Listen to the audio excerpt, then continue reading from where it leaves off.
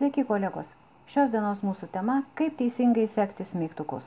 Esu mačiusi be galo daug visokių variantų ir noriu jums parodyti gyvai, kuo jie vienas nuo kito skiriasi. Pirmi du, turbūt ir jums teko išbandyti ir vieną ir kitą variantą.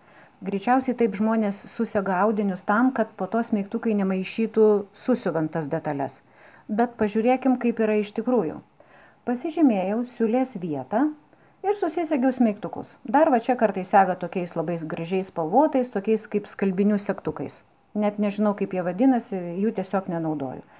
Ir jeigu aš norėčiau susiūti per pažymėtą siūlės vietą, dabar pažiūrėkim, kas vyksta būtent toje vietoje, jeigu važiuos mašina ir pėdelė šiek tiek stums vieną detalę, kitos atveju.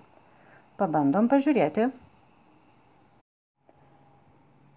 Siūlės vietoje, va šitos va detalės, labai gražiai važinėja viena kitos atžvilgių. Ar reikalingi tokie smeigtukai? Greičiausiai, kad ne.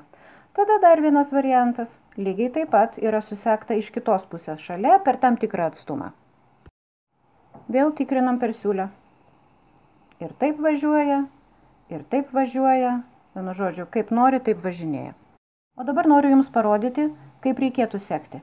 Kai yra pažymėta siūlės vieta, susegam smeigtuku taip, kad jisai laikytų dvi audinio detalės būtent toje vietoje. Dabar žiūrėkit, pabandysiu ją čia pajudinti. Niekaip aš čia jos neiškrapštysiu. Segtukai susegti įstrižai.